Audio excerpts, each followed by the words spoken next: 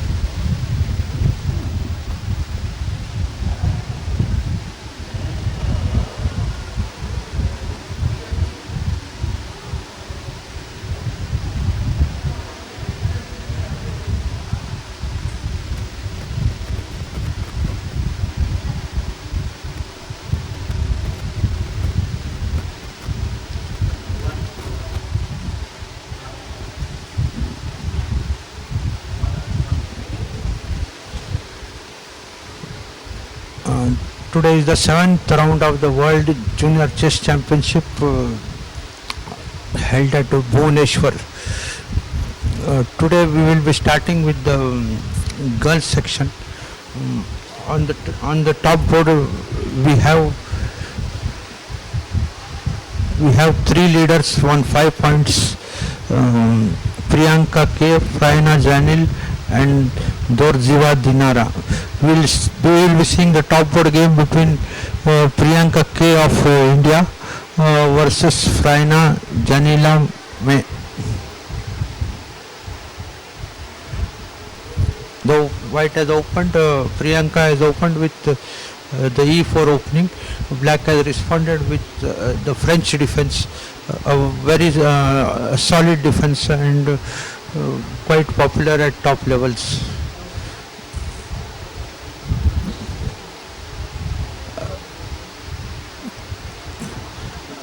This is known as the Winawer variation of the French defense. Black is ready to concede the bishop for the knight on c3 after the move e5. After the move e5, Black is ready to concede the bishop. After a3, bishop takes c3. a3, bishop takes c3. Pawn takes c3. Since the position is closed in nature, Black does not mind the exchange of bishop for knight.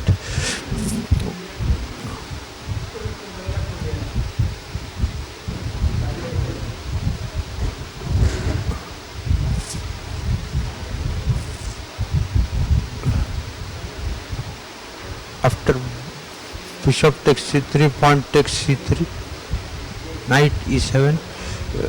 White has two continuations, one queen g4 with double-edged play, and another is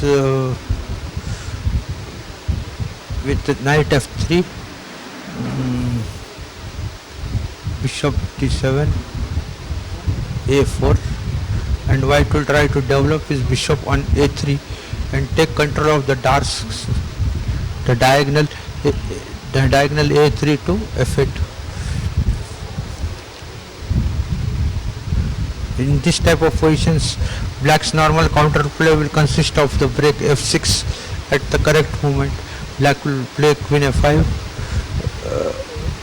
White has moves like queen d2 or bishop d2.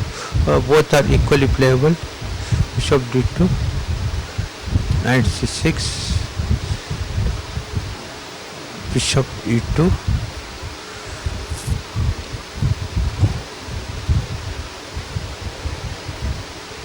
f6. It is very important not to allow white to play the move knight to g5, as then it is very difficult for black to castle on the queen side, and in case for example, last move after bishop e2, if long castle,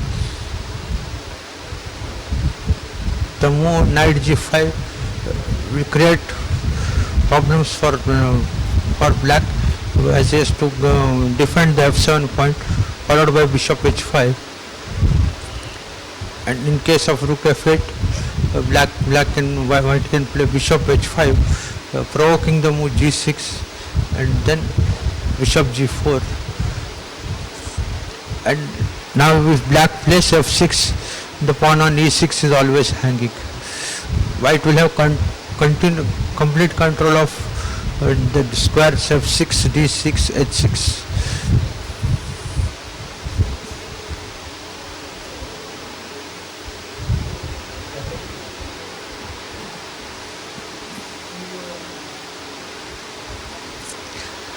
With this move, white has avoided the variation of doubling on the C line. White's plan is to play knight b5 next move. In case of c into d4, white's plan is to play knight b5 followed by f4, knight f3, and recapture the pawn at an appropriate movement on d4 without taking doubled pawns on the c line.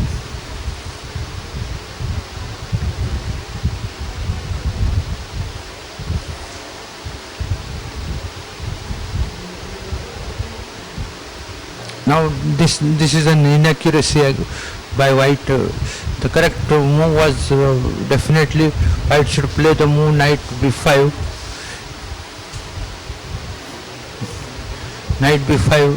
and after exchanging on d2, take with the queen, threatening knight d6 check, and if black castles, white will play c3 and plant the knight on d6.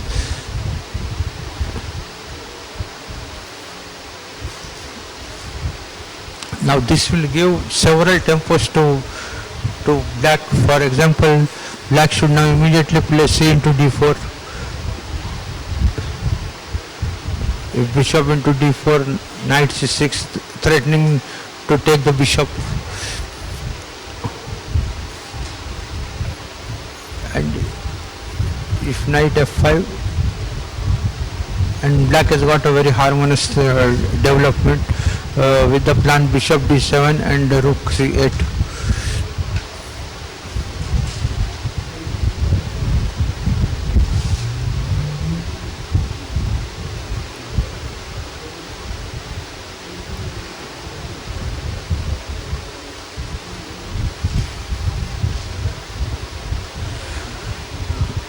Black has not taken the tempo which was available after c into d4, but has gone for b6, trying to exchange the white square bishop with bishop a6.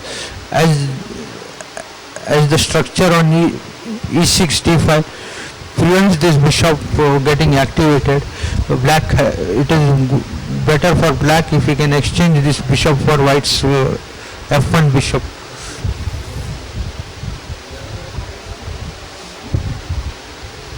Even now, black had the option of taking the tempo with cd4. However,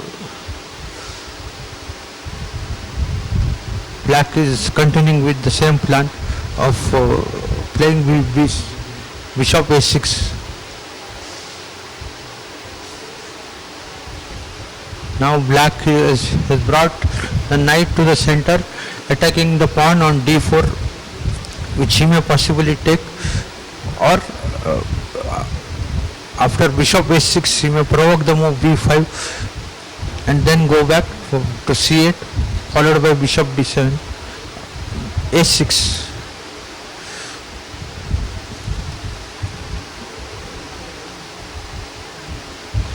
This position, even though the black is underdeveloped, this pawn structure basically is very favorable for black because he has got a very good pawn center with a strong pawn on d5 which controls important squares and the knight on f5.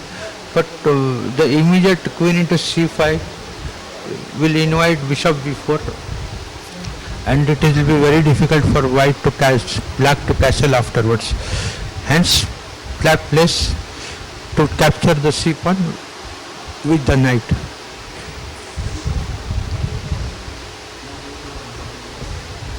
Black has taken the c5 pawn with a tempo as the bishop on b5 is attacked and the bishop on c3 is attacked.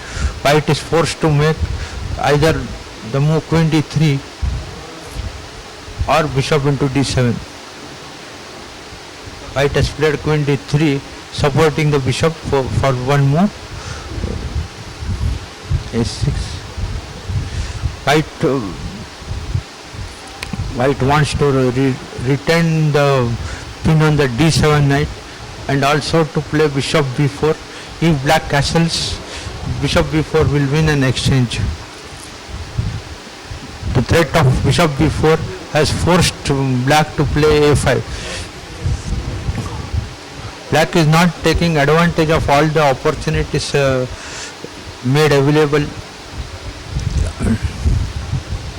It would have been better to play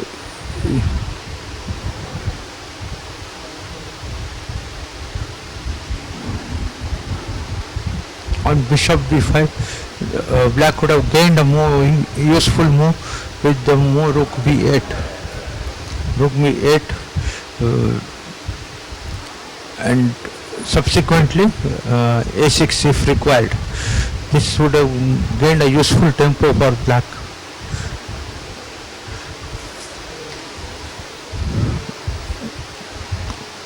Now the white bishop on a4 is misplaced. If black manages to castle and play nb6, black will have a complete control of the game. After castles, black is also threatening the move bishop a6. Even immediately, black is threatening bishop a6. If white castles, he will win the exchange. Structure-wise, the position, the pawn structure is very favorable to black in case of exchange of queen and some minor pieces. The position will turn completely in black's favor due to the backward c2 pawn, the e5 pawn where you have to keep a continuous watch on the e5 pawn and the a3 pawn, while black only has to worry about the a5 pawn. Pawn structure wise, black is having the superior position.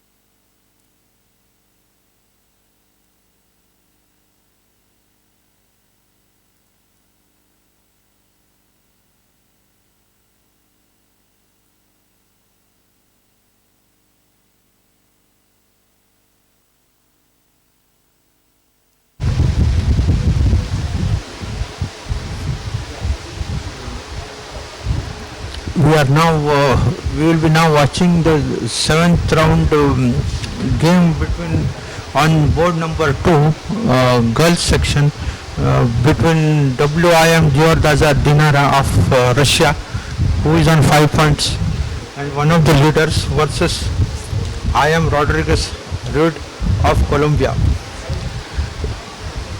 We will start with the opening.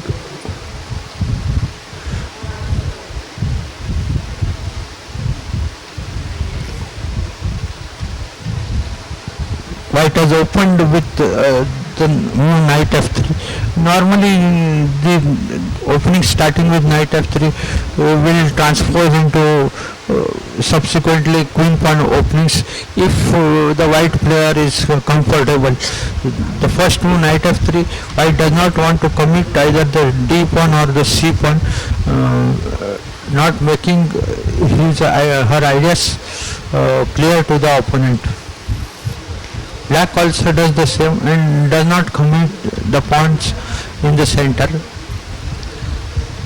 Now white has decided to fianchetto the bishop. Black has to now commit one of the center pawns.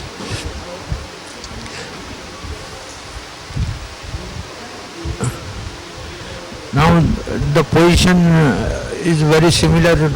After, if white plays the move d4, the position will transpose into the Catalan variation, which is after bishop e7, c4, castles,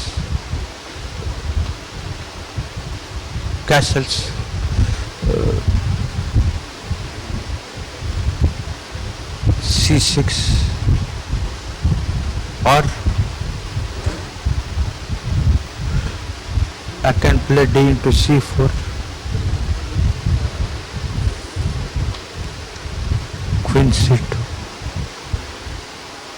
a6, queen takes c4, b4, c2. White will have a persistent edge in this type of a position because of the advanced nature of the queen side pawns a6 and b5. White can always attack with a4. Black should try to play c5 comfortably. If he succeeds in playing c5 comfortably, he will equalize the position. But practice has shown that it is not an easy matter. The main variations start with bishop g5 and bishop d2, bishop d2, bishop e4, queen c1. These some of the variations normally played in this line. Let us go back to the game. White has castled and not committed the d pawn immediately.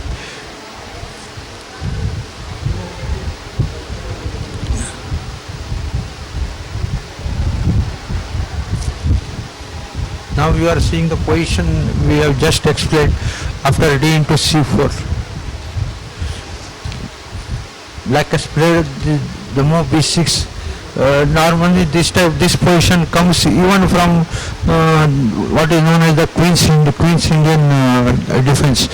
However, this variation is supposed to give white at least a slight edge because of the bishop on g2 attacking the b8 and bishop on b7. Now black has to decide. If black takes with the knight, white will get a clear advantage in the center with e4 and the knight c3, followed by knight c3, and he will have very good central control. Hence black is forced to take with the pawn.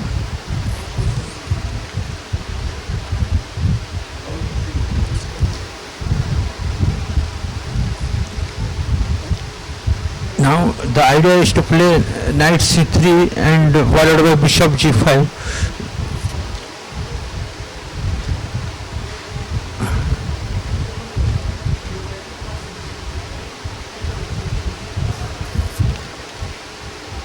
This is an inaccurate move played by black. Better is to play the knight to, better is to play the knight to a6. Now it is not very clear how. Now in case of queen a4, here black has got the equalizing queen e8, which equalizes the position immediately. However, knight d7, however the move played in the game by Rodrigo Cerida will give white now a definite advantage after the move queen e4. This is theory. Here now it is difficult for black to meet the threat of knight c6. Capturing the knight is dangerous because after pawn takes knight, black will find it very difficult to defend the d pawn. If knight e4, the pawn can be taken knight into e4, pawn and bishop into e4. In case of knight d7, in case of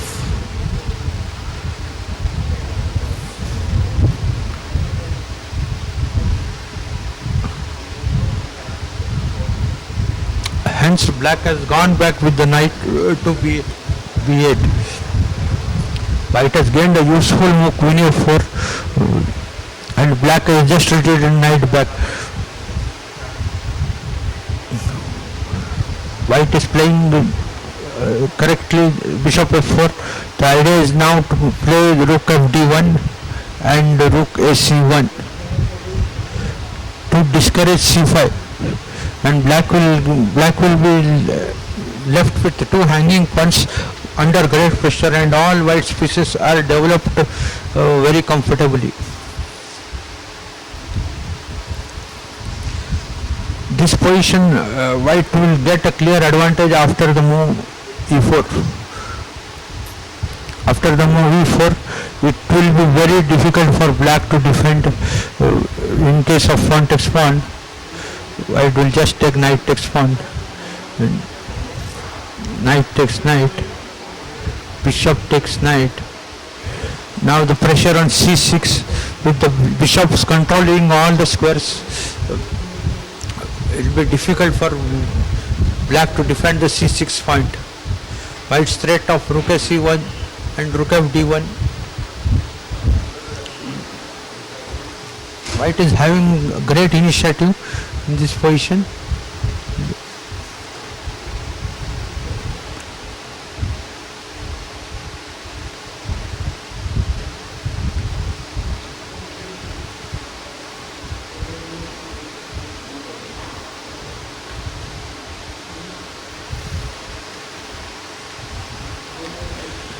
Black wants to take the pawn, take the exchange of the knight on e5 with the bishop, but this will lead to terrific pressure on black. But the correct move for white is to play rook fd1, so that in case of bishop into e5, d into e5 followed by e4, and the d5 pawn will start falling, and black will find it very difficult to develop his queen side, while all white's pieces are in very active position. White is already having a clear advantage in this position. Even the immediate e4 will give white a slight advantage, but it is better for white to develop the rook king rook also, keeping the rook against the queen, so that in case of any exchange, the d pawn will come under great pressure.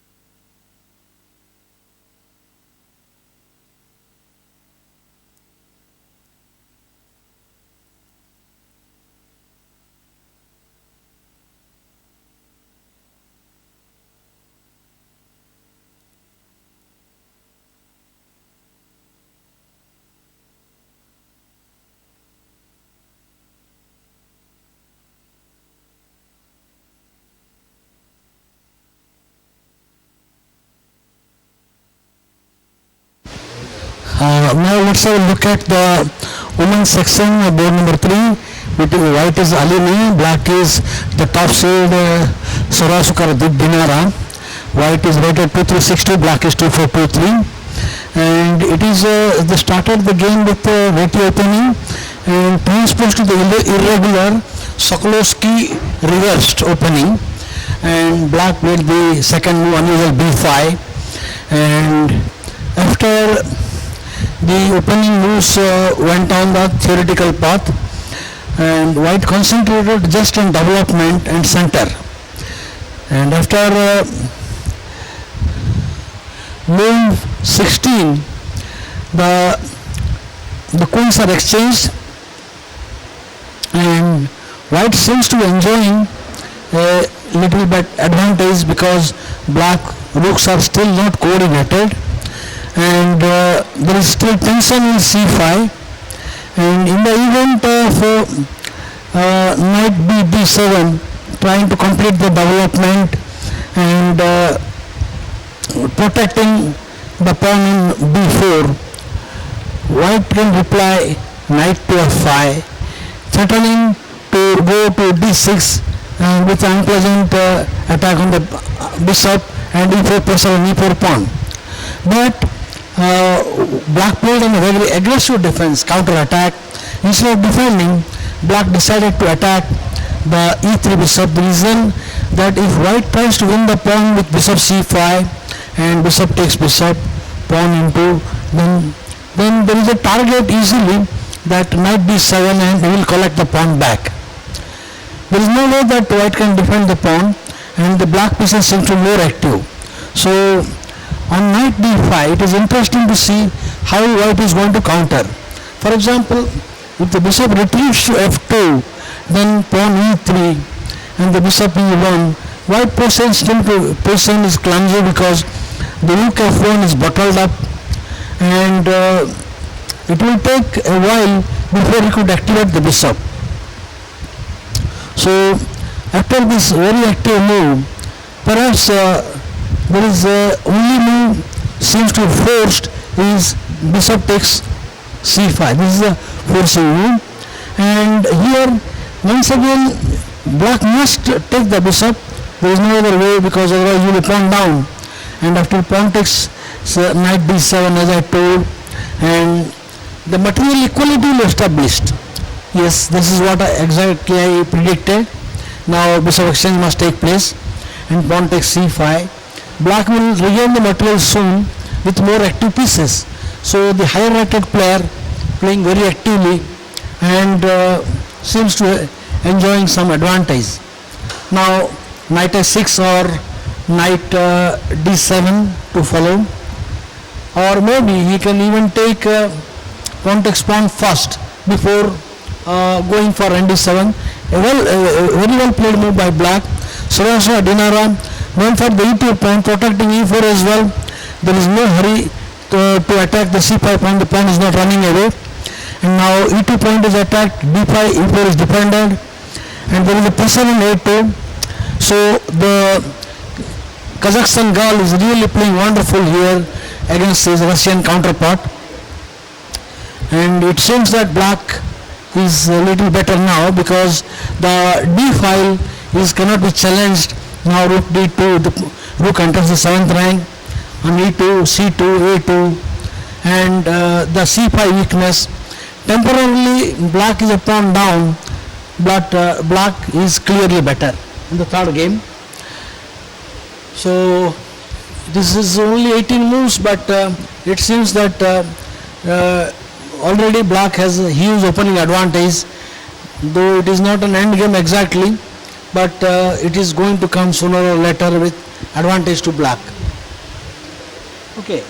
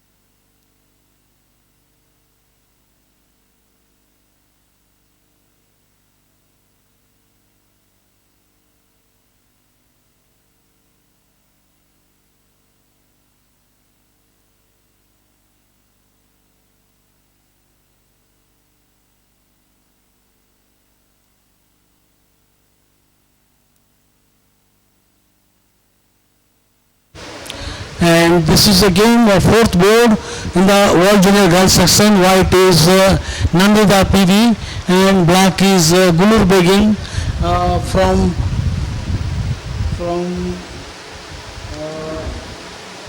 Uzbekistan. And a very interesting game.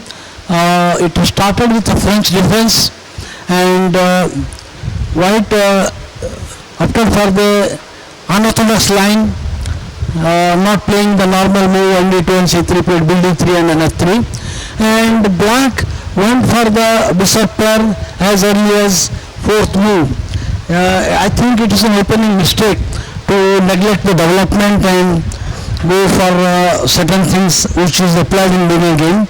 And white castled early and put charge of center, and after the 12 moves white seems to have a clear space advantage and some space on the king side.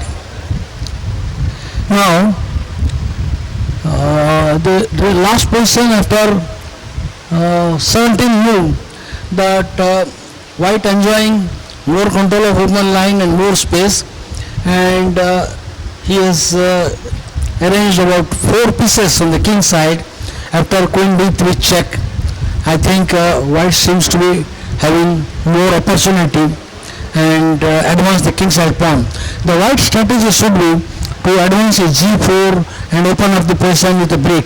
Without the pawn break it is difficult because black will be able to give a resistance for a direct attack of queen d2 and trying to sacrifice. So it is better that he must maneuver his knight and try to open up the position with a g4 g5 break with king on h2 rook g1, because the rook is doing nothing there anymore. Until and unless there is f6 break, the rook e1 is not active. So black must utilize his pieces and open up the position to exploit his space advantage. And on the contrary, black will try to put pressure in the b2 pawn, which is weak on the open file, and try to seize the a6 f1 diagonal with his bishop and look for some counterplay. So the chances, I would say, it is evenly balanced, though I would favor white a little better because he has brought a lot of pieces on the king side. It is only needs a correct plan to make a break or sacrifice. For example, he can play knight to h2. Now at the moment he has played d4. Let us say black plays bishop b3, then knight h2, and making a room for queen to h5 and ng4. This is one possibility. Idea, he will bring the queen to h5 and ng4 and try to sacrifice, but that would meet with bishop g5, reducing attacking pieces. So anyway, bishop is tied down to c5. So this is one plan, and the other plan is to queen d2, because then you play knight to h5, and in the event of g6 the position is become weak, you can play then bishop into h6, sacrificing and trying to open up the position. So there are two plans. Either you should bring knight to h2 and bring queen to h5 with attacking prospects with ng4 back again, or he must remove the knight from g3 and start advancing the pawns. So I would suggest queen d2 is a good prophylactic move, because that prevents the bishop exchange, and then start trying to open up the position of g4. It is a matter of taste whether white plays nh2 and queen h5 or try to advance his g pawn. And the other way, that white pieces are more better, but he must do something about the a6 bishop controlling the long diagonal. He can't come to d3. Maybe it is also possible to play pawn into pawn and knight into pawn, rook into knight, bishop takes and queen c2 check. But black can do an intermediary move, not bishop. He can take bishop takes pawn when he cannot give the sacrifice, rook into, knight into, then queen check, the knight comes back or to e4. So white must be careful to not to go for this wrong combination. I think that overall white has the better game, but he has to find a correct plan to meet the black's counterplay and come on the white-black king very quickly.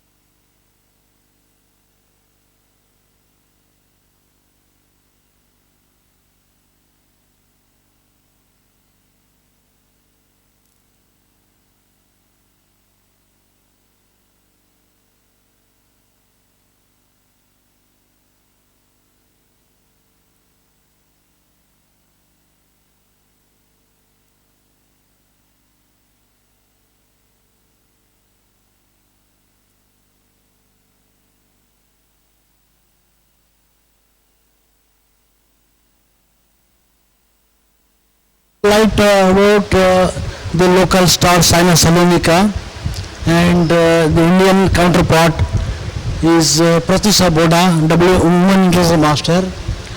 The game started with a Spanish attack, and white opted for the early d4 variation, and on the black played pawn takes pawn, white castle. Now white on the 7th move played e5.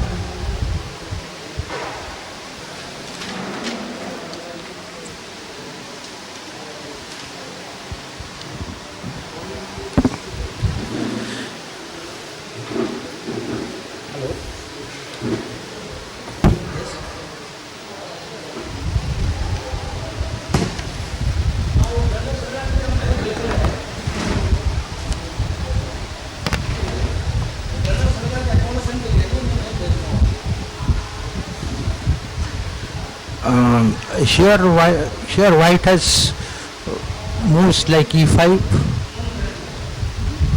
rook e1,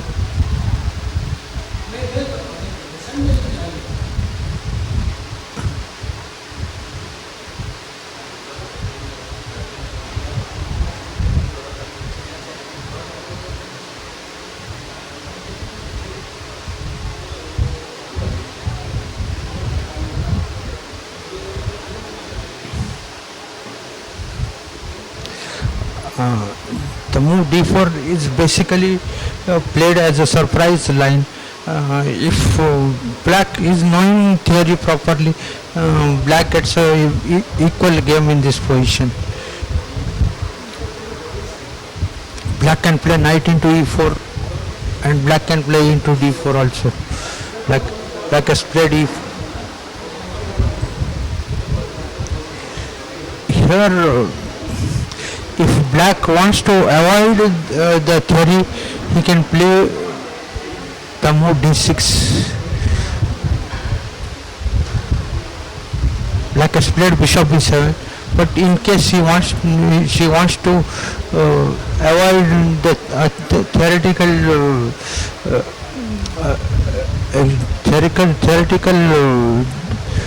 dispute.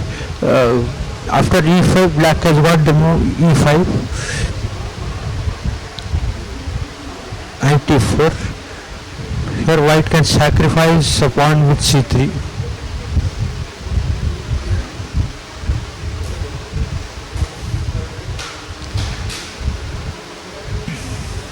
This is an interesting pawn sacrifice. White has another move, rook e1. You should note that white cannot play knight takes d4 because of knight takes d4, queen takes d4, b5, bishop b3, c5, and black collects the bishop after the move c4.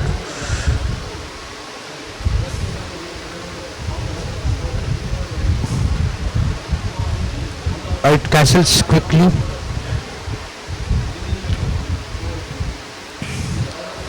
Now black will play the move nc5 and force white to concede the bishop.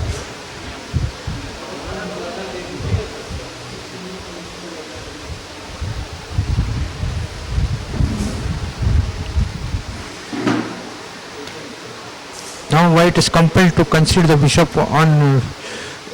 However, white goes for an all-out attack, which though does not look sound, in practical play it can fetch you the point very easily. Let us see what happens after black takes the bishop on a4. Knight into check, king g8.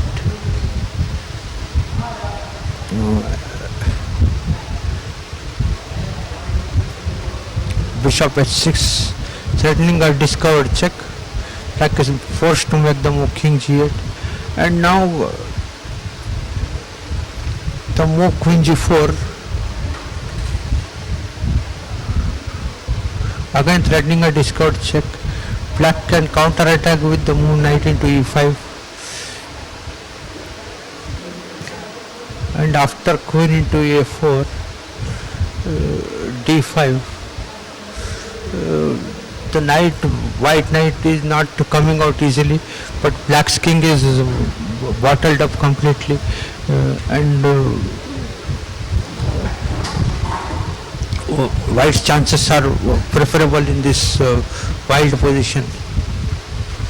After knight f5, black can just simply castle and maintain the threat. Knight e6, protecting the g7 point.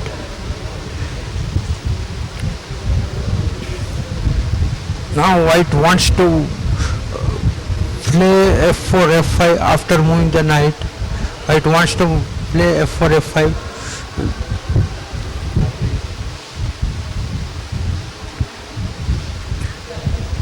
Castles, for example, castles, knight into e7.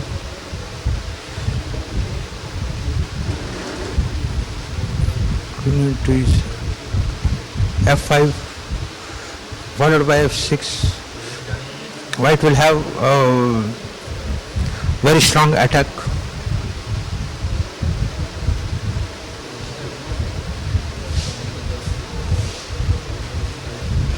Black interposes a check so that white cannot play knight into e7 on castling. If white wanted to go all out for an attack, white should maintain as many pieces as possible. Exchanging with bishop e3 does not serve that purpose. Now black is threatening d5 in some variations. Now the knight on f5 will be under attack.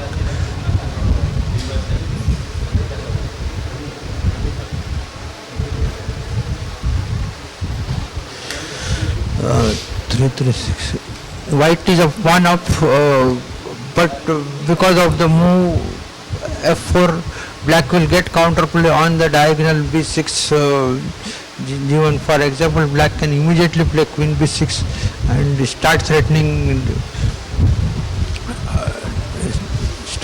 the b pawn. Black can also just play bishop e3. But after f5, white can sacrifice a pawn. After the bishop moves, white can go for a sacrifice with f6, destroying the king's shelter of black king.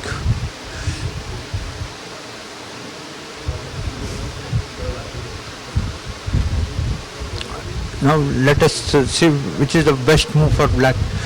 Black can play one knight takes b5, knight takes queen a5, threatening the knight on a4, and if the knight moves, rook f d8, attacking the knight on d6. This seems to be the best move for black. There are other moves like black can go for knight takes a4,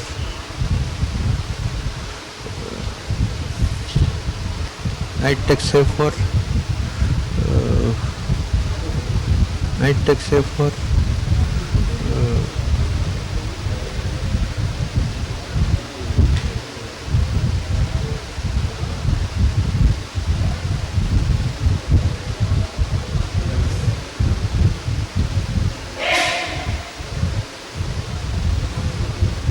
this also, even though black is a pawn down, after queen takes g4, queen takes d6, even though black is a pawn down, the misplaced position of the knight and the control of d line after rook d8, black will get sufficient counterplay to equalize the position, mainly because of the move f4. The pawn was on f2, white would be a clear pawn up without much counterplay for black.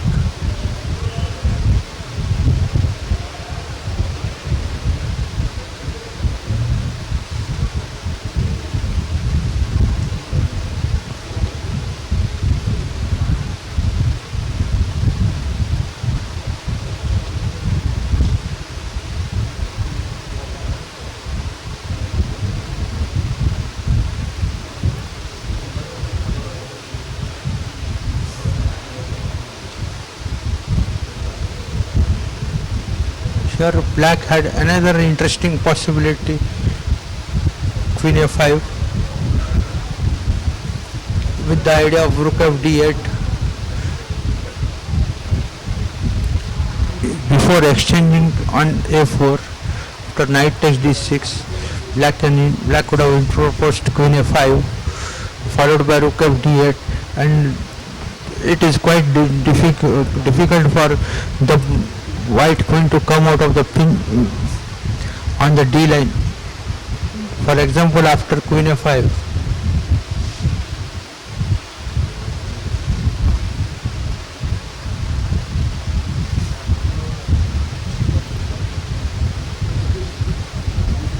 here it is best for white to just capture on c6, and then move the queen immediately. This will give white a clear advantage.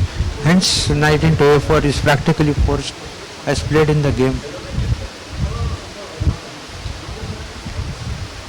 Black has correct.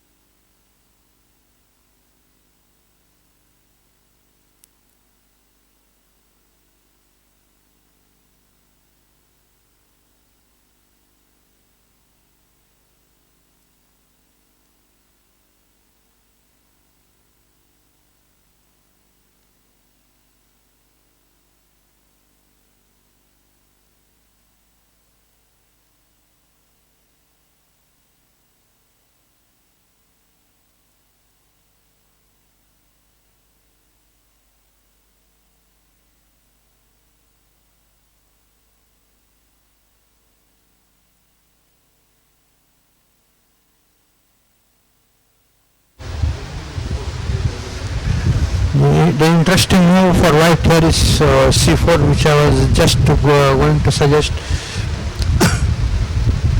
Now after rook d8, black can play c5, followed by a3 and b4. For example, rook d8, c5, followed by a3 and b4, and both the knights are positioned in very important squares, giving black hardly any counterplay. White can then with her extra pawn, winning will not be such a difficult task.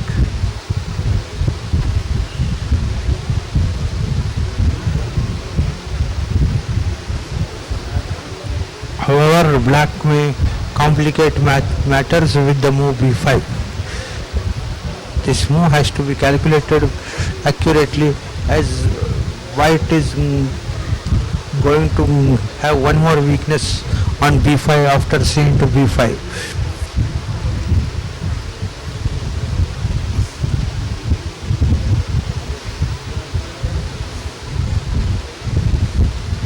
But that seems to be the best chance for counterplay. Otherwise, once white consolidates with c5 and a3 and b4, it will be very difficult for black to achieve any counterplay.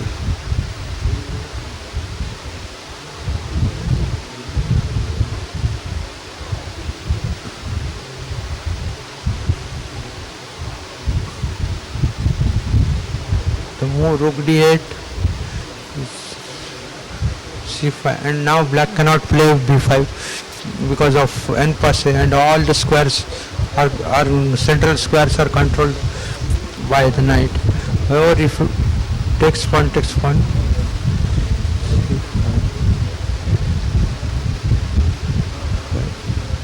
c2.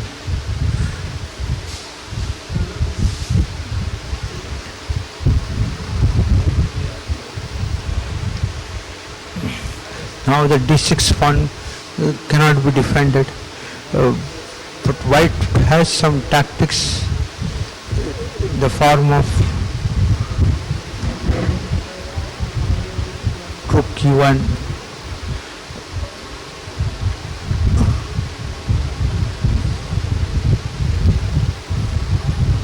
after bishop e6. Again the threat of d6, white can divert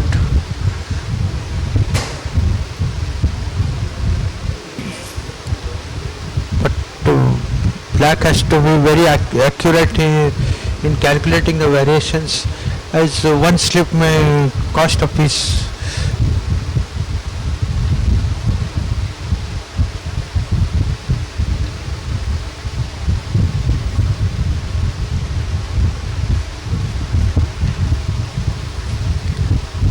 First move for black is rook d8, c5, b5,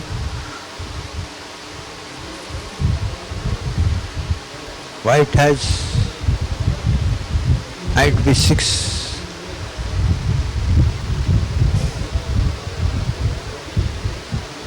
followed by knight coming to d5, and so practically the move b5 is the only move which will immediately give some counterplay to black. Now as in c3,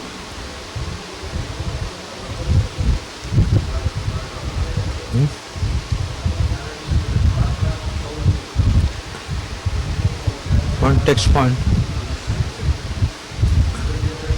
a check near king h1,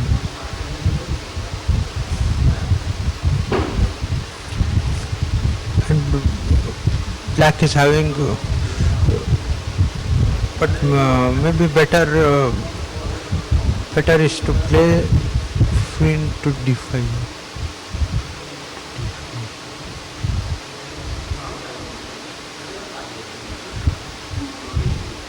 check आ रहा है, this is followed by check,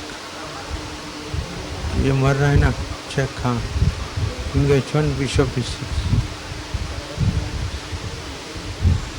And black has sufficient counterplay for the pawn.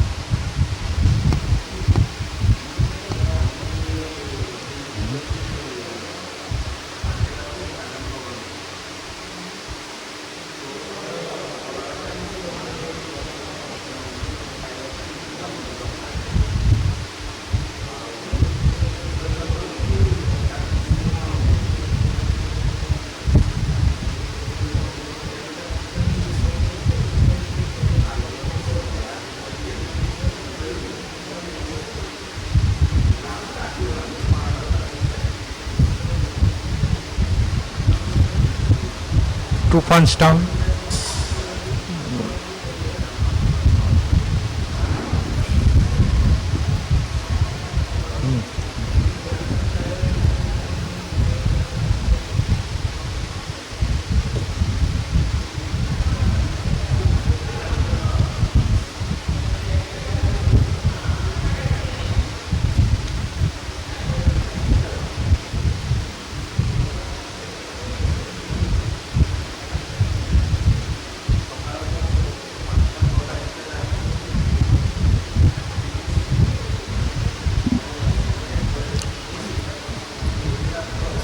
But black has to go in for b5, otherwise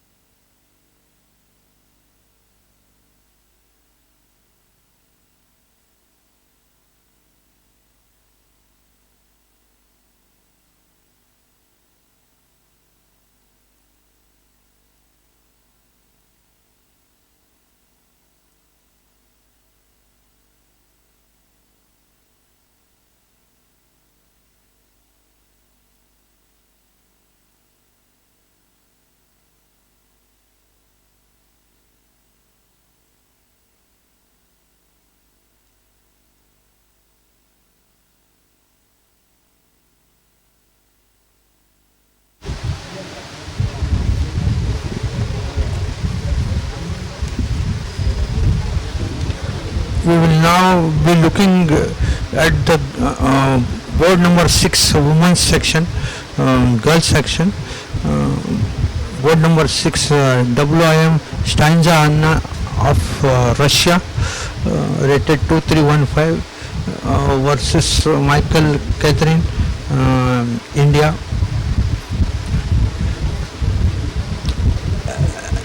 As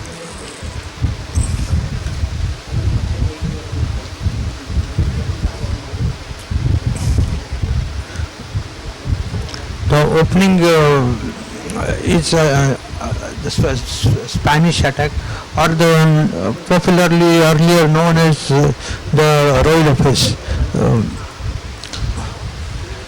Black is black is Michael Katrina from India.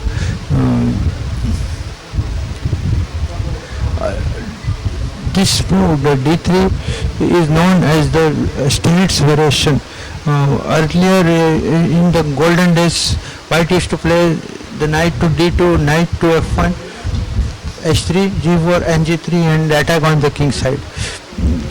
But at present, white plays this move basically to avoid variations like the martial attack, which comes after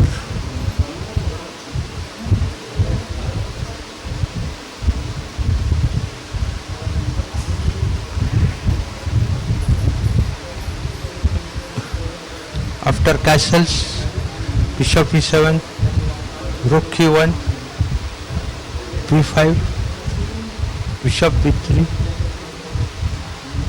castles, c3, d5, ed5. This is known as the martial attack played by black.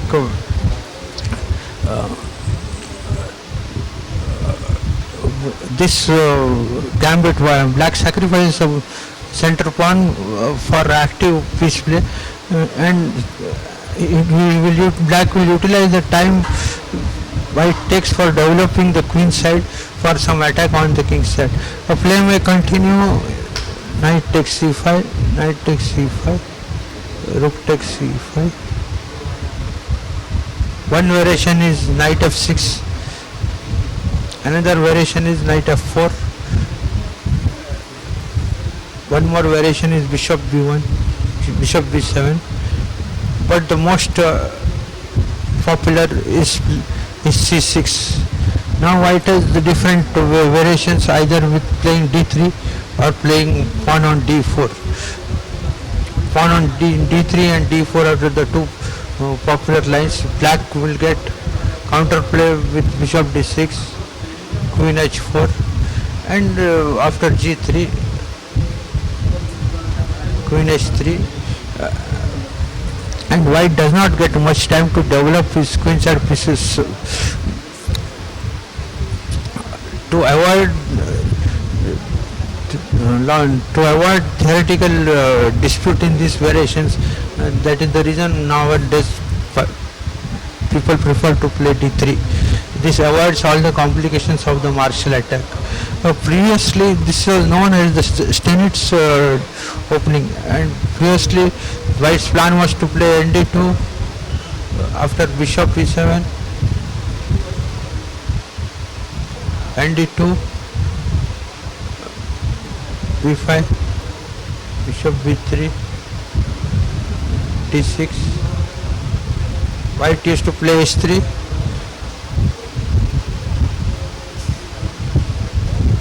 g4,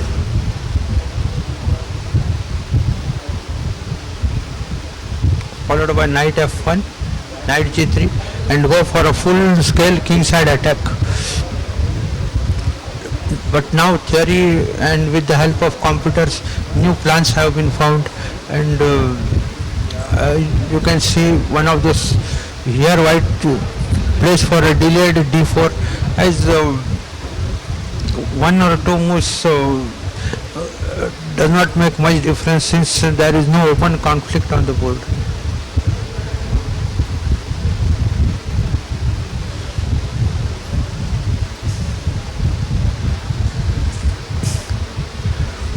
Black had played this Black placed this move basically with the idea of trying to fianchetto the black bishop to g7.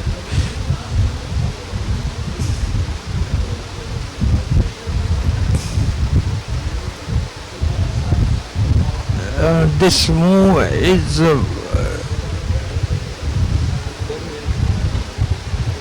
this move looks doubtful, as after h6 black will have to go to h4.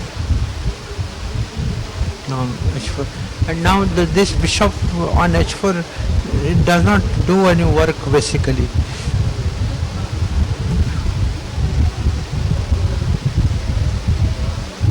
You can see now that the bishop is coming in the way of the knight. If the knight cannot come to g3 because the bishop is on h.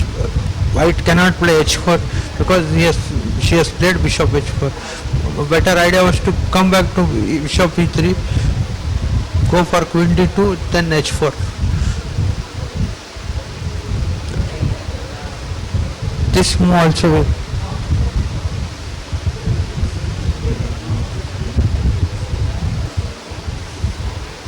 Black wants to play g5, knight g6 and plant the knight on f4, but with the central pawn, flexible pawn structure, it is not advisable to weaken the king side with g5.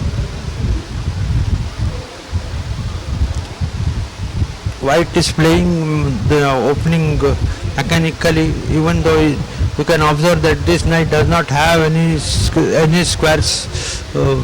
In the normal Ruy Lopez, the black pawn is on g7 and pawn on h7.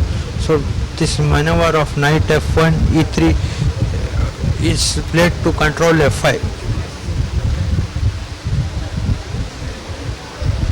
After playing this move, black should try to go for d5 with queen c7. Black is planning to play d5. Once black can play the move d5 comfortably, black will have a comfortable position. I think here black should have gone for d5. Instead, again black is changing the plan. Here black can play d5. For example, d5. For example, d5. अच्छा वो करना. For example, d5. He takes d5. Knight takes d5. Knight takes d5.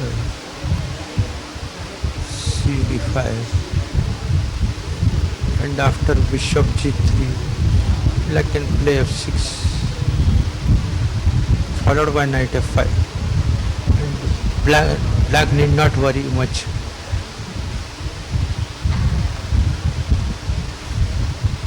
मर रहा है. Bishop into e7, queen into e7, knight into e5, bishop into e5, d4.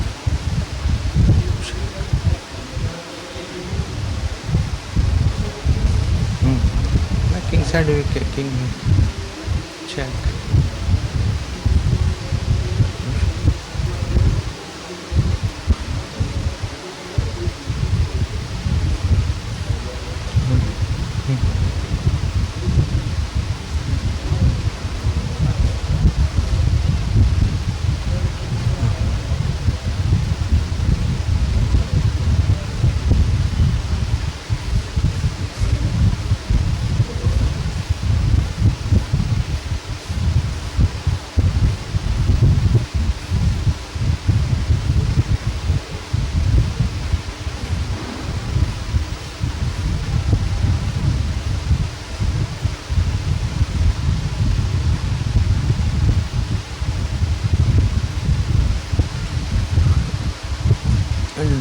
White is having a clearly better position, better pawn structure, better pieces, control of the open file.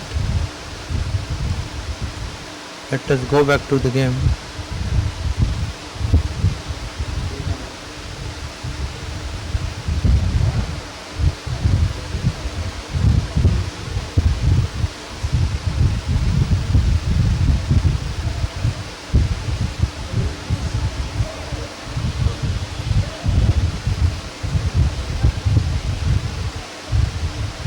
Here black could have went for development with bishop e6, rook e8 and king h7.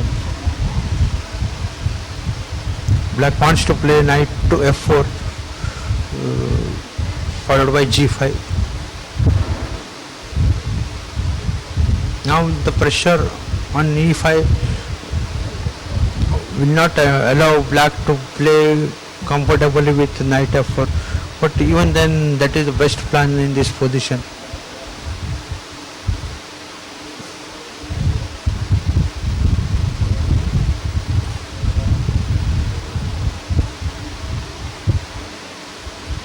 Now you can understand the bishop on h4 was doing nothing most of the time, and now it has come to g3. If white can get comfortable f5,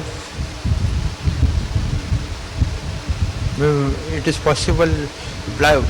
Black is having an equal game, but white is having more space and better pawn structure. But the knight on f4 somehow compensates black. The knight on e7 is actually doing nothing.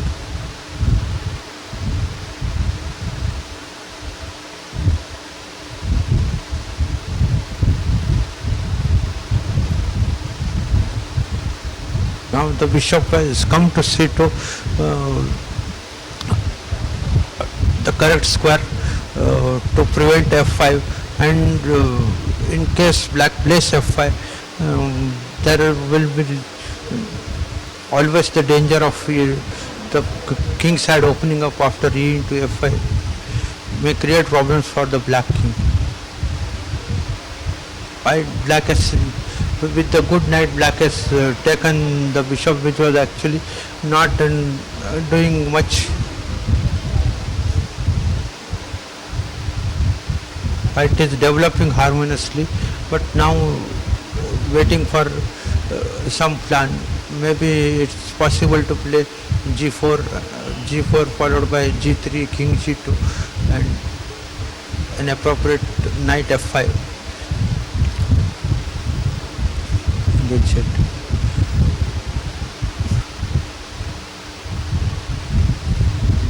Black is slowly improving the position on the queen side. This move is necessary as black was threatening bishop into a2.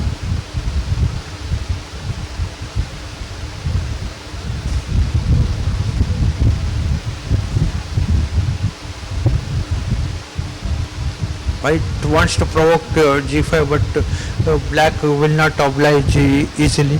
At the same time, white is preventing the move f5. This will loosen up the king side, and after e into f5, g into f5, queen h5, there is great danger to the black king. Black has suddenly gone into the defensive, and this move is basically played to bring the knight back to f6.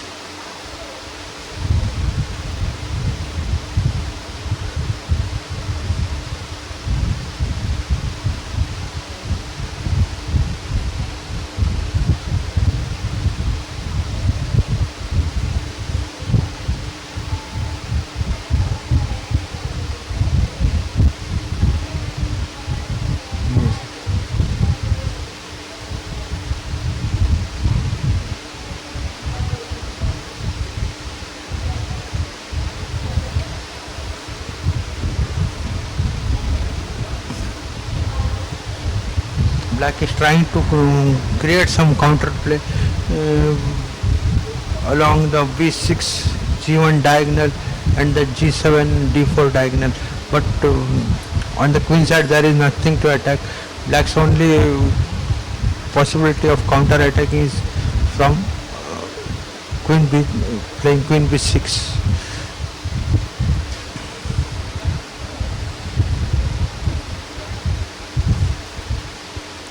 Now white has got total control of the center, and white will go in for an attack with f5, but for this the rook on e1, the rooks have to be redeployed to other square. White can also plan to bring the king to f2 and rook h1, trying to take all the pieces to the king side, followed by ng4.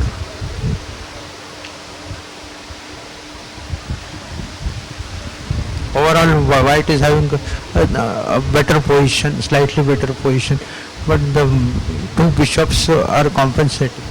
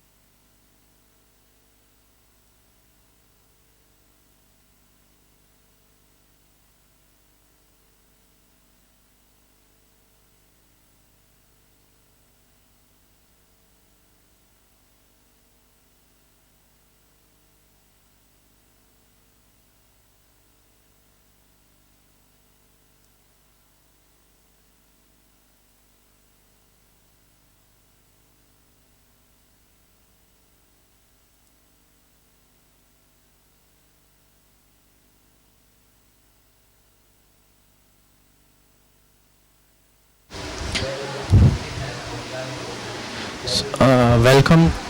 I'm Sams Mishra. Uh, we'll start with the boys section board one, where the sole leader Murli Kartikan from India, who is the current national champion, is playing against a young talented Zeong Jeffrey from USA. Murli Kartikan started with knight f3. e4 is his main repertoire, but I think because of the crucial round he wants to play safe, and he started with knight f3 and g3, which is a very flexible move order where white can go in any kind of position he wants. He can convert into a d4 opening, like he can start with c4 if he wants to an English cat reti, or d4, or just go with King's Indian attack. This is what Murli Kartikan played, because he plays King's Indian defense with black, so King's Indian attack is just reversed with an extra tempo. This is kind of King's Indian and also Sicilian position, but okay, if you start with Sicilian move order, I think you won't be able to get this position, because here and now the pawn on e4 is attacked. So this is mainly why he went into the same move order, just to get into a slow position, and c3 with the idea of d4 the next move. So castle, here d4 is possible, but black can start with something like bishop g4, putting pressure on the e4 pawn. So h3, white stops bishop g4, doesn't give any good square for the bishop black. So knight e5. Okay, it looks like black doubles its one, but it is doubling in the center and controlling the center, and here the d pawn is in danger.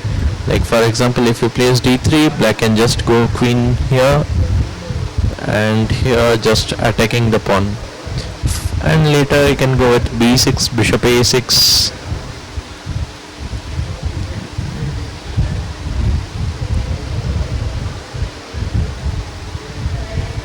Sorry.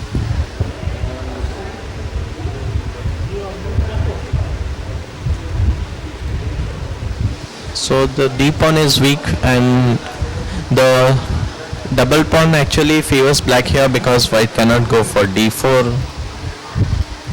Just this pawn is controlling. So white here went for d4 instead of taking on e5. Black went knight d7, opening the diagonal for the bishop, attacking the d4 pawn, and black wants white to play d5, after which can get something like b5, and then later knight e5 and some activity. But only plays the right move, rook d1. He doesn't want to close the center now. Queen b6, queen d3, again protecting the pawn on d4. Here Zeong took the pawn on d4 and played e5. Now I think Zeong was hoping for some position with this, which is very similar to King's Indian position, and black plays f5 and starts getting counterplay on the e4 pawn and in the king side. Also this diagonal a7 to g1 diagonal, black has a very good tactical chances in the diagonal. So here white just takes here. So now if black takes on e5 with the pawn, white just goes knight c3 with the idea of knight d5. The d5 square is a very good outpost for the knight, and also black's pieces, queen side pieces, are yet to be developed. So I think white is clearly better. So Zeong took on e5. I think he was hoping something like this, but with the idea of knight c4, and if moves, he just takes on b2, and black's position is fine here. But Murli went queen e2,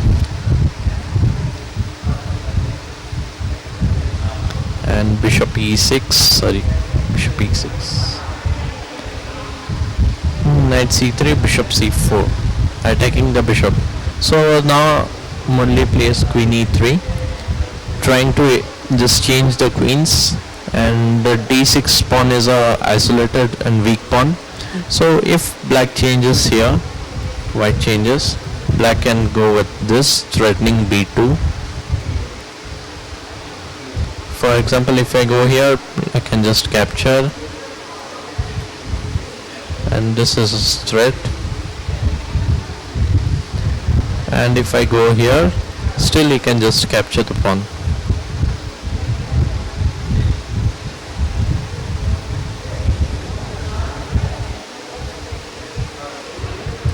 But here white can just start with, after knight d3, white can just start with this rook. Because aiming with this, if he captures, okay, it is double bishop. Both the sides have double bishop, but the pawn on d6 and white's active rook and bishop on e3 decides the game. And here black loses the pawn either d6 or a7. Maybe black can try to hold this to a draw, but white will always be clearly better and should be able to win this. So queen e3 is not a good idea. I think queen a6 is the move, and I think white should go with b3, attacking the pawn. Maybe b3, bishop d3. I don't like b3. I think Murli went with b3 here. Yeah, I don't like b3. I think maybe he should just go knight d5 with the idea of knight c7. And rook c8 does not work because of this check. And this is a fork. So for knight d5, maybe black should take on. If black takes on d5, white can just take with the rook, and okay, white obtain a double bishop advantage from the opening. Maybe he can go, he can just move his rook maybe to d8.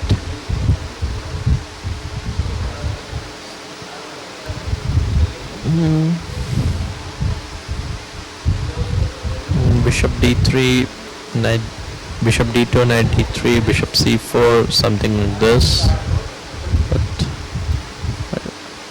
this is quite interesting because I'm sacrificing the exchange in order to give him checkmate on g7. And if he just goes here, then I just capture back on b2 and white is a piece ahead. So, and okay, black can capture here, but after this black's king side is just destroyed. There is a lot of dark square weakness. White can go queen f6 or queen d4 with the idea of knight e7, knight f6, and lot of ideas to checkmate. But Murli played b3, and yeah, black took on bishop b3.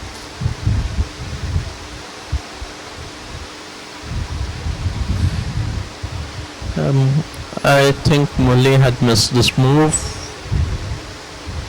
because now ab3 leads to bishop queen into a1, and white has an exchange down, and there is no way he can trap the queen. For example, if he tries to capture, let's say something like this, he needs to be careful about the c1 and c3.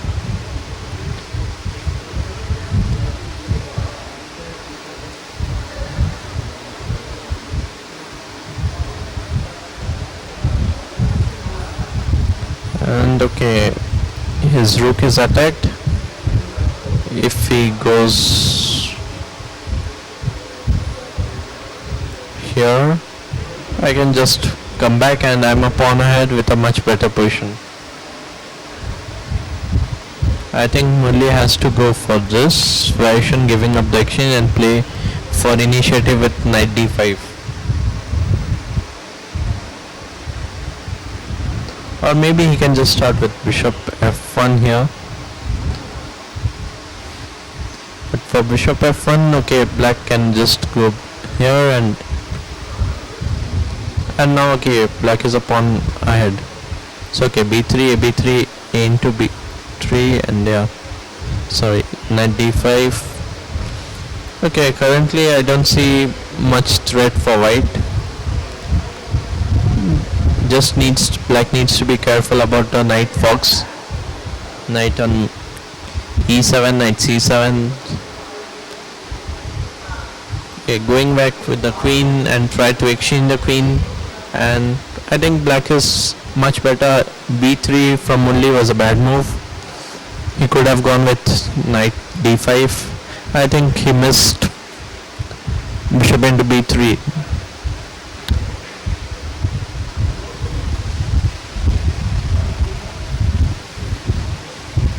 We'll have a look at some other games now.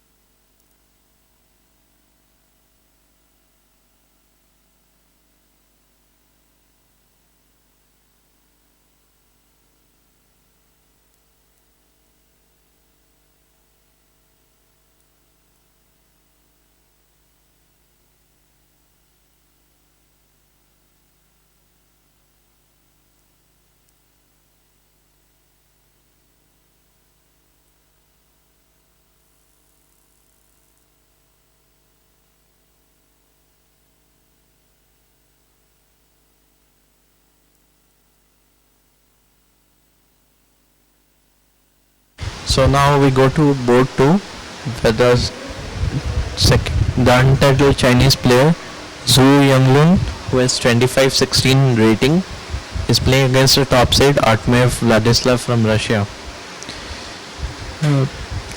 Yonglun being white, he has a good chance to win. He had some terrific performances in a Qatar Masters last year. He starts with knight f3, Artmev goes g6, c4, bishop g7. Generally, black commits with knight f6, but Artmev probably wanted to surprise his opponent by changing the move order and trying to confuse his opponent. Artmev generally plays the Grunfeld opening, so without knight f6 it was, I think, a surprise for England. So England took 5 minutes in the third move itself, so it is definitely a surprise. So d6, knight c3, bishop g4, e3. e3 is one of the safest option, as okay, if white goes e4, black can just take, and capturing it queen leads to the fall of d4 pawn. So he has to take with this, and now the pawn structure is a bit compromised. So e3 is much safer option, which protects the pawn on d4 and allows white to develop the bishop with e2. So c5. Now black wants to go into a Benoni setup. If white plays d5, again later he has to go with e3 to e4, which wastes one move. So I think c5 is a good move. And everyone played bishop e2, knight c6. Here d5 looks like it is attacking the knight, but black can just go either knight e5,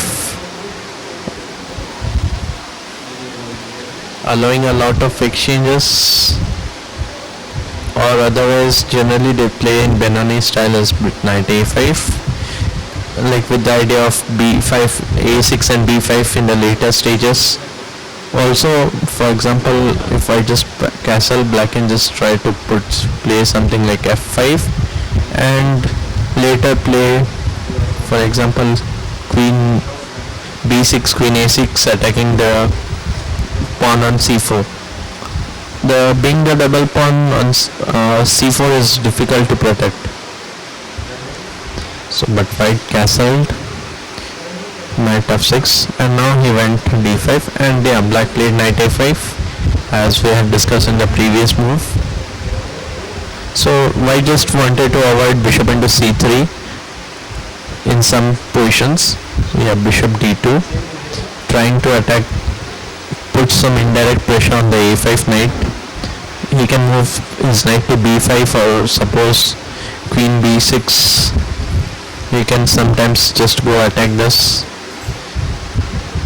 and with the idea of a3 b4, but this does not work because of bishop f5. So okay, castle is because king safety is a priority. So white plays b3, black plays a6, which is normal.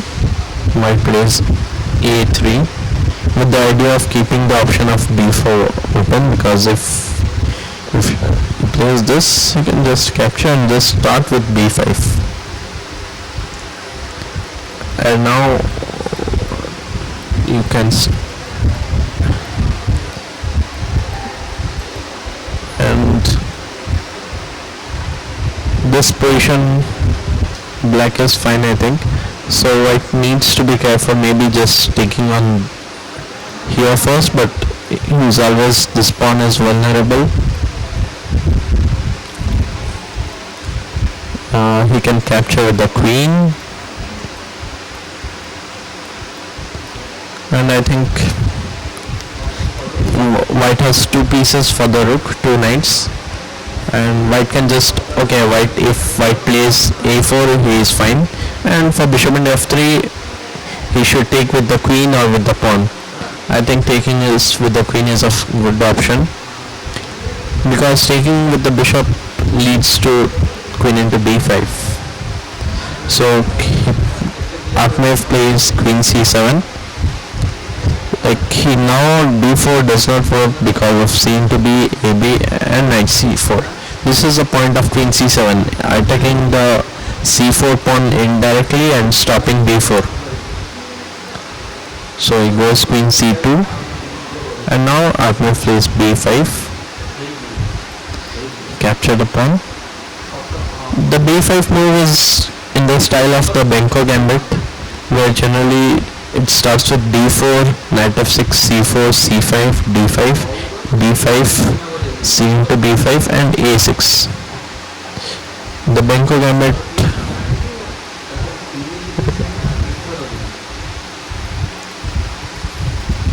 this is a Benko gambit, and it can come in almost different move orders, but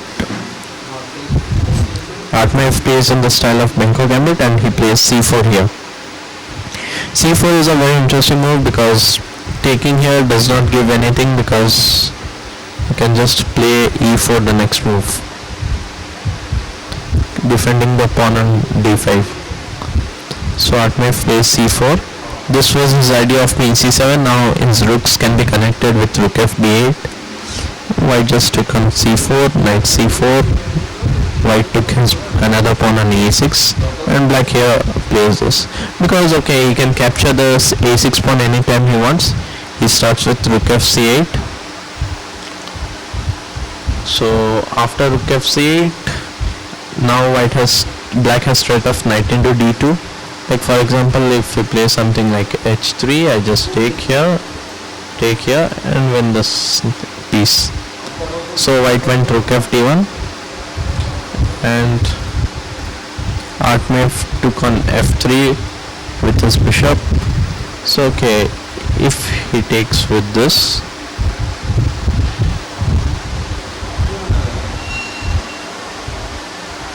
black can just go takes, and maybe just start with queen a5.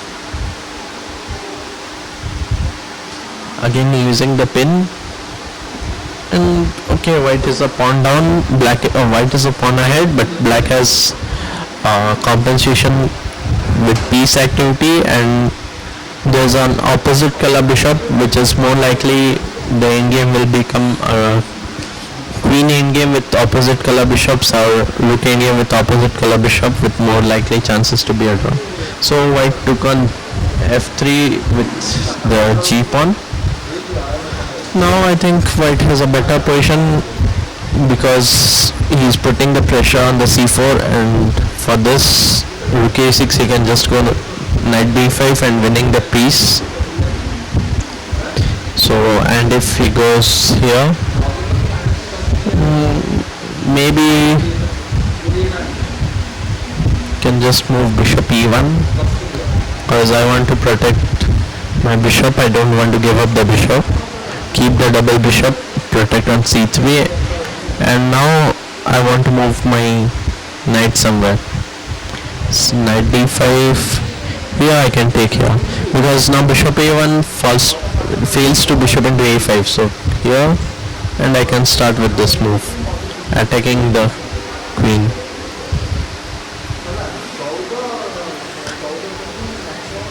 And this same game can arise, but the a pawn is, we have two a pawns, but the a6 pawn is much more dangerous. White can just go rook a4, and he has some good chances of winning. He can also try with rook c6.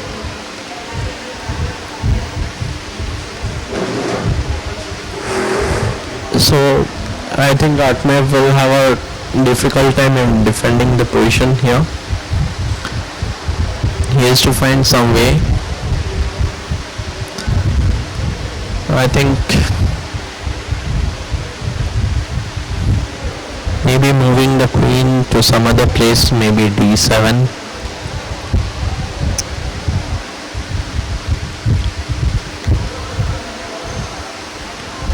But with the idea of, in some cases I can give some check on g4 and make a draw. And Atmaev has 7 minutes on his clock, and it's just 17th move. So he has another 23 moves to make in 7 minutes. So it will be an interesting game with less time, and a crucial game on the 7th round. Almost the first half is completed in the World Junior. So we'll have a look at another game in a couple of minutes.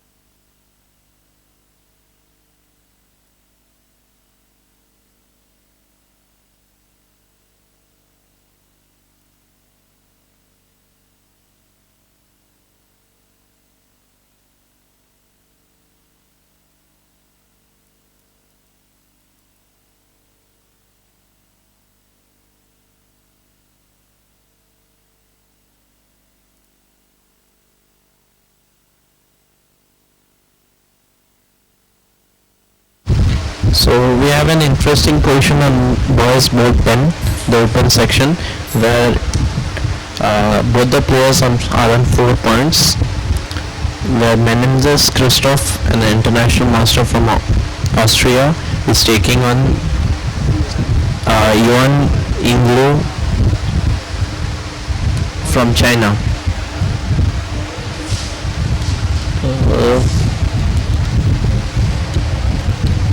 Okay, it started with a kind of a Queen's Indian setup or English. This is a famous line with lot of players. Kramnik playing with this in 91, 93. Yeah, and G4 white gets a lot of attack. I had seen a game recently in this variation where my friend was playing black against the grandmaster from Peru. Emil Cordova was white, and white gets a very interesting attack and good compensation. This is a very difficult line for black if he doesn't know how to play correctly. So 98, f5, 96. Okay, we can just skip to the middle part.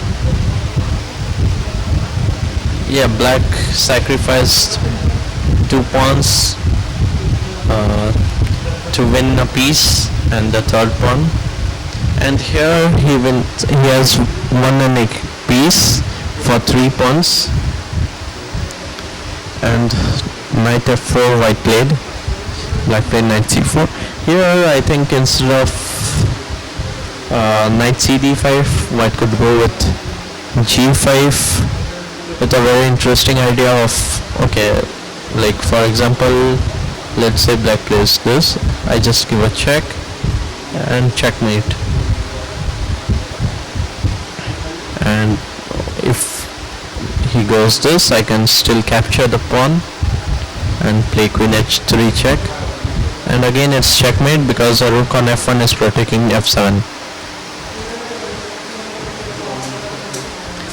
So after g5,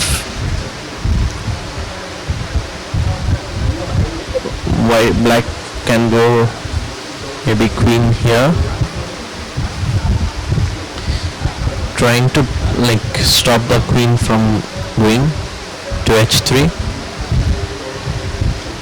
and white can still try for queen h4, but queen h3 is a defending move. Like I'll play my queen on h5, stopping checks on the h file. Maybe white can just start with queen e4, but he has this check. This check is a bit annoying because now we can just capture the pawn on g5. So for queen d7, white can try to play something like rook f4. So I'm giving up the queen and just to deliver checkmate. This is a very common theme, but over the board playing this is a very nice idea.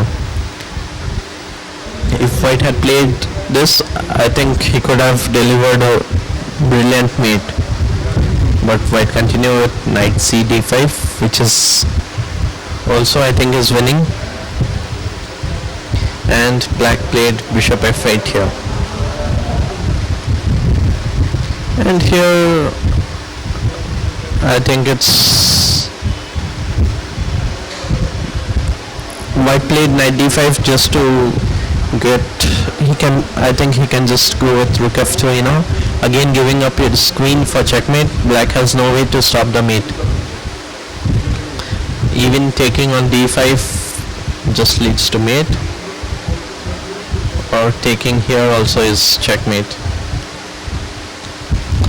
So I think white is winning here with a very good game. I think Menendez can move to 5 out of 7 rounds and will have a good stake for the top positions in the tournament.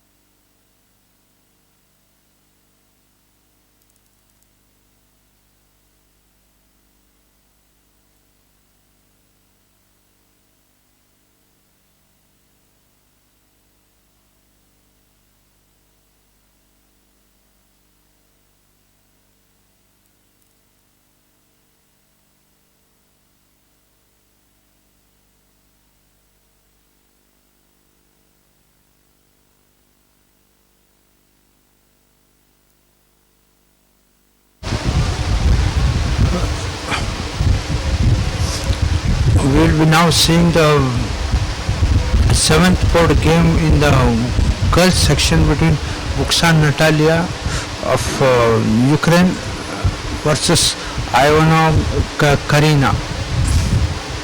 Let us start with the opening.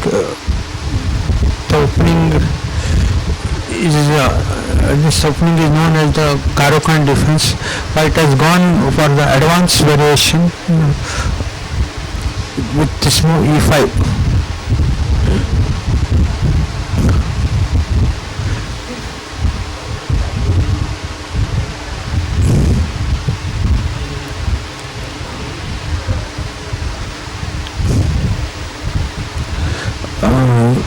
On principle, this move is not correct, but White has got her own preparation, conceding the center after d4 into c5. Now Black has got good counterplay, better pawn structure.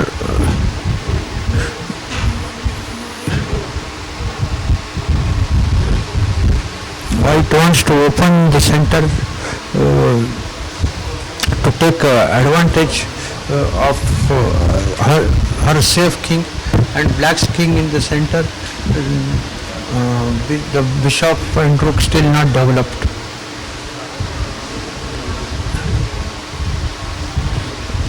White wants to take on c4 and come to the square b6.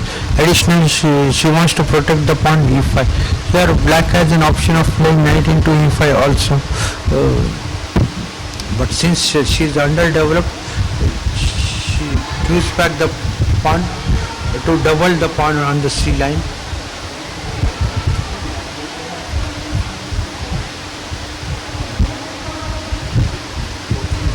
Black is structure-wise, black is better. The knight on a3 is misplaced. Black has just to castle, and Black will enjoy a comfortable position. The knight comes to c4, threatening the knight d6 check.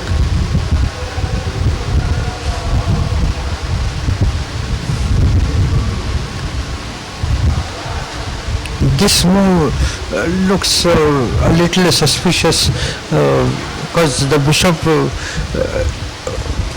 will be attacked when White plays knight d6. The bishop on e4 and the pawn on b7 will be attacked. Hence it was better to go to g6.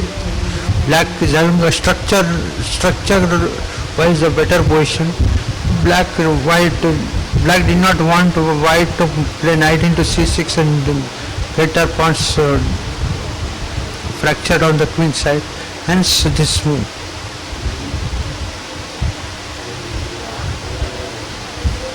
White has protected the e pawn and wants to play knight into knight d6, attacking the b7 and e4. Black wants to get rid of the c4 knight as quickly as possible.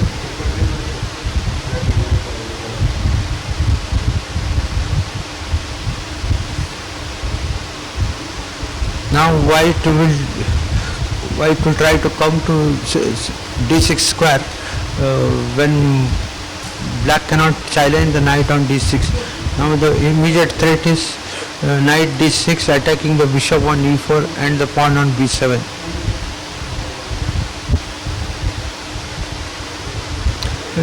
This is an artificial way of defending the threat. Maybe Black had something better with queen e7. Queen e7 maybe was a far better alternative, defending the b7 pawn and planning to go back with the bishop to g6. Here the queen lies exposed for some time.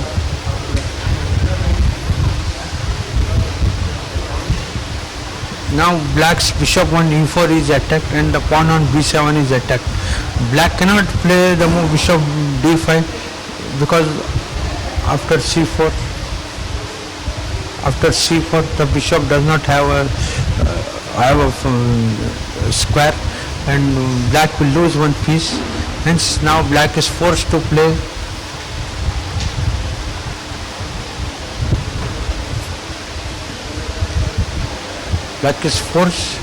to move the bishop from e4, leaving the b7 pawn unprotected.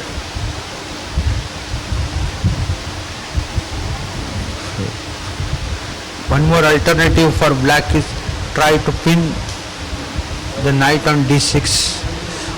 However, this fails to knight into e4.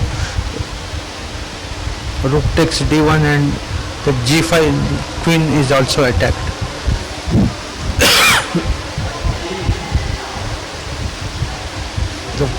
So black is forced to move the bishop to best square, and now after knight into b7, black should try to drum up counterplay with h5, h4, h5 and h4. White cannot play h4 because queen into g3 is the pin. So for h4, this bishop, the position of this bishop becomes uncomfortable. Hence, before taking the b7 pawn, white must plan something. For example, for h5, white will be compelled to play the move queen c1. Now the queen does not have a proper square. Exchange of queens will just lead to a pawn down position without any compensation for the pawn. After queen c1, white is having a clear advantage, and the knight will come back to d6 and control the queen side.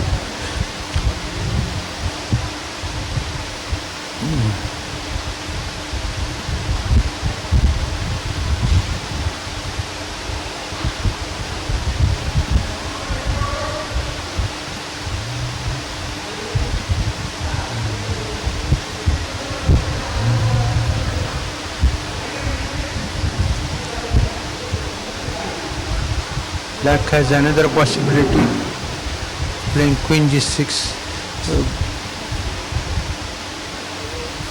This is one more possibility. That can play queen g6. Now in the event of knight into b7, black can play knight into e4, attacking the b7 knight, and bishop into e5 is not possible because of queen into g2 mate. So for queen g6, white cannot take the pawn on b7 comfortably. However, white can make the move bishop f3, forcing black to take on f3, or alternatively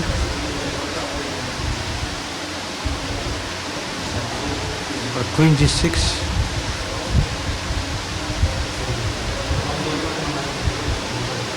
white can go for knight into e4, queen takes e4, and bishop f3, bishop f3,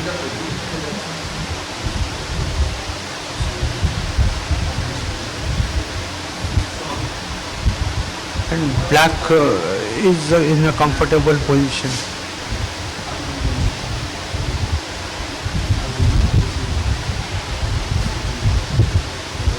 The best move again here is to play queen c1.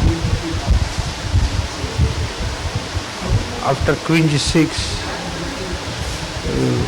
black seems to be okay, as the bishop on b6 is quite a powerful piece.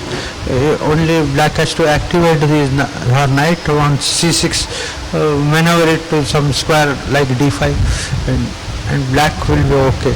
whilst bishop on g3 is like a pawn doing nothing, even though at present it is supporting the knight on d6. White does not have any open files. The best move here is to go for exchange of bishop and retain the knight on d6.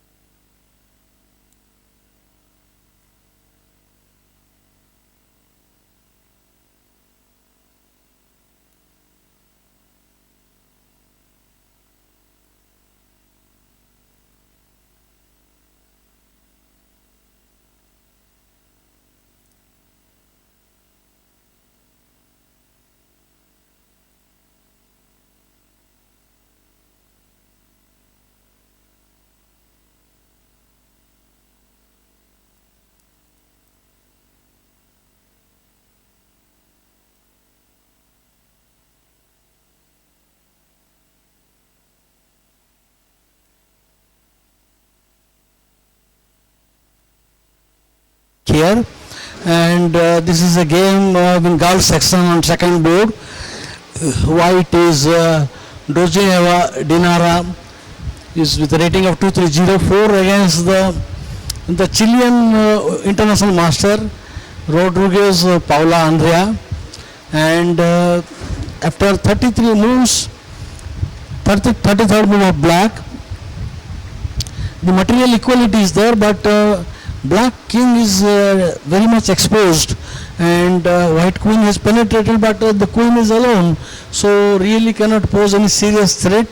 And there is also that black queen is controlling the c file, where the queen can penetrate and try to give some threat after bishop a6 and then enter to queen c2. So the game is evenly matched, but the exposed nature of black king is very uncomfortable with the queen on e7. I would say the game is looking little better for white, because the b7 bishop is not having any mobility, and white can play h3 giving a luff to his king, and the white king will be safe there. And after that black must be very careful, because a sudden pawn break can open up the position like s3 g4, for example s3, and he is threatening to play g4. Okay, the move I played is bishop f3. It is also a good move because king gets a room there, and now I think perhaps he can play king to g2, so that next move he can try to bring the bishop to d3 by e2, because king g2 is a safe square, so that a sudden check doesn't come on c1 or on any back rank. The white is preparing to play king g2, planning to maneuver his bishop to e2 and f3, but white played here h4, trying to weaken, and the threat is to play h5, bishop into h5. Now supposing black plays carelessly, let us say move like pawn here, he can give a check, knight here, then he can give a check, king here, then he can give a check, and queen g4, king g2. All of a sudden the black king is in a mating net, and if so white stopped that plan, the threat has been stopped, but in return the h6 pawn is exposed. So now bishop to d1 or e2, perhaps it looks like that bishop e2 is good, maybe bishop e2 or bishop f1 also. There is no hurry to give a tempo with the queen, because after bg2 now the king has a good left here on h2, so I think the position is deteriorated. A wonderful move, bishop into h6, a combination, that immediate threat is checkmate in two moves, and the king takes would allow queen takes knight check. Now king into allow queen takes check, the king is forced here, and now he can maybe he can do what he can do here now. Here pawn push, I think maybe here bishop g2 or bishop g2, or maybe yeah. So he played queen to d7, challenging the queen, and now white is a pawn up. So having double bishop and one pawn up, the exchange of queen should be a pleasant end game. And I think there is another move, that a pawn h5 check. Now king cannot take it, because queen into knight with a mate threat and a one piece down, that is winning, and knight cannot take it because queen into is free. So I think a intermediary check, king takes h6 is to force move after queen into check, king into here, and maybe here, but maybe the supposed course is queen exchange, because after knight into, and he gave h5 check, king into h6. I think this was unwarranted, because unnecessarily the extra pawn will go away now, so I don't see a forcing mate. It would have been wiser to just take that queen and with one pawn up. Now king h5 is forced, this is better, and now I don't see why he took such a decision. Okay, bishop e2 is good move. Now bishop e2 should be played with the idea bishop to d3, and I think still white is holding the edge, but there was no need to give the extra pawn, and he could have easily consolidated the position b2 with the idea of be3, and then attacking the f5 weak point where black is absolutely passively placed. I think still black is uncomfortable that there is no force win. Oh yeah. Now, okay, there is another serious threat, f4, because pawn into f3 n percent will mate, or the g5 mate. Oh, it is a killer. Now white is threatening a serious f4 move when n pass will lose, mate in next move mate, or g5 mate is really alarming for black. Black must do something, and I don't see any easy defense coming in the way. Perhaps he can do queen to h7 on f5. Okay, this is the defense, but I think game is over now, because after f4, I think n pass will lead to checkmate, and any other move there is no defense against the g5 mate. I think game is practically over in 2 moves only. So white player 2304 is pulling a major upset against the women international master of Chile. So it's a good win, and I don't see any defense coming after f4. All that black has to only give up the position. There is nothing left.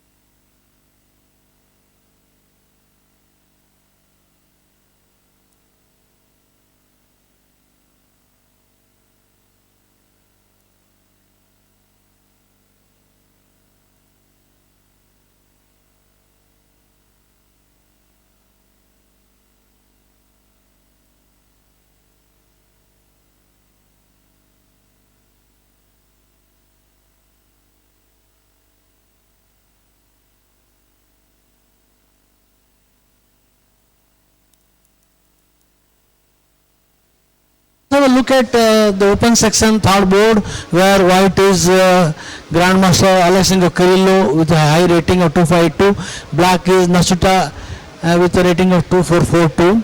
And white is exchange up, but black has 3 extra pawns. But still not easy because there is no the queen side pass pawn. It is not easy, and there is a central passer, but it is not easy to capitalize on the material because the pawns are weak. Rather, the b5 pawn, a5 pawn can be a target, and immediately if he pushes to d5, whose move? It is king f6 has played, so it is white move. So white could target rook b7, and I think if black counters push the rook g4, now the b5 pawn is in real trouble. The d passer is far away from the queening square. So at the moment it seems to me that rook b7 is unpleasant for white.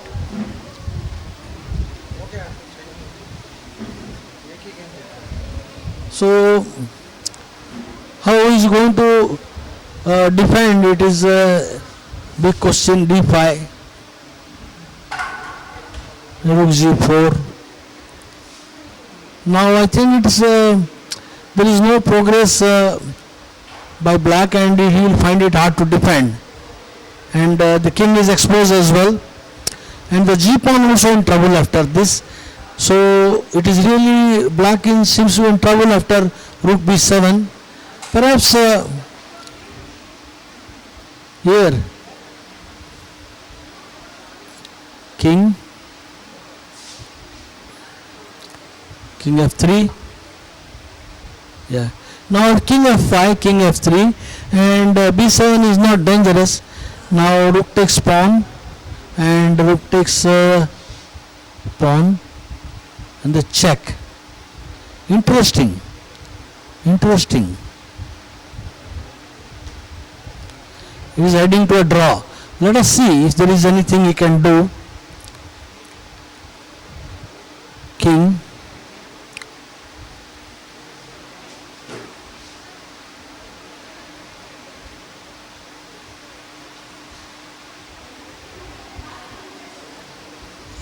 I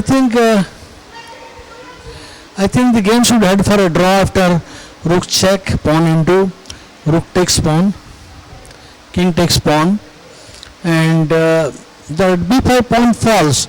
So after that it is a pawn down, but white will be able to hold the game probably. Rook into b5. I think it is check is coming. So it is having a hard time. So the exchange sacrifice does not work. Let us see any other way after king f5.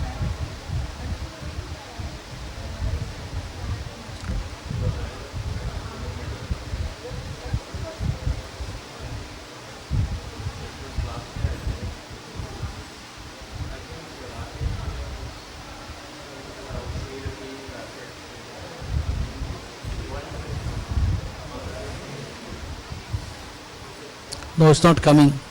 I think it is rook b7, king f5. White seems to be in serious trouble because the deadly passer on g3 and rook on the open file. So the lower rated player Natusa is having an upper hand in this particular end game. Unless white finds some resource, he is in serious trouble. I think the game is going in the wrong way for him. The exchange sack seems the only thing, but if he has to give exchange sack, what else he can do? Maybe this check is interesting. Oh no, he has to defend the rook here maybe. e2. Rook takes pawn, rook into b5, check. This is also not so nice because I think this is still not so easy. Maybe he can hold on. We can hang on to a draw in this position.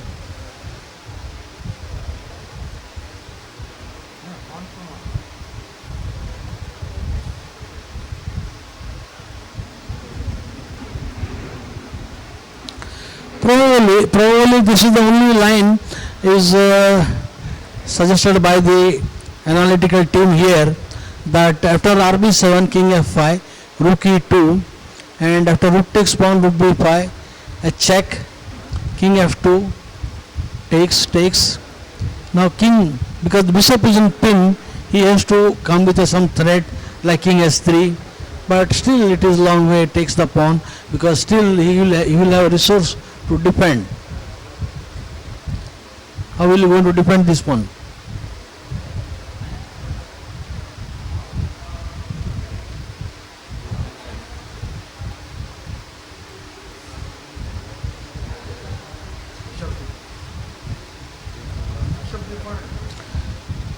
We have d4 also, or maybe here he can go, but that is also not working. King comes, king s2. So this is very hard. I think it is not easy. There is no time to win the pawn. I think he must come rook to rook coming here seems to only move. Rook b7 seems the only move. Still probably white is not without chance, because if this he can hold on to the g pawn, then he will have time to save the game.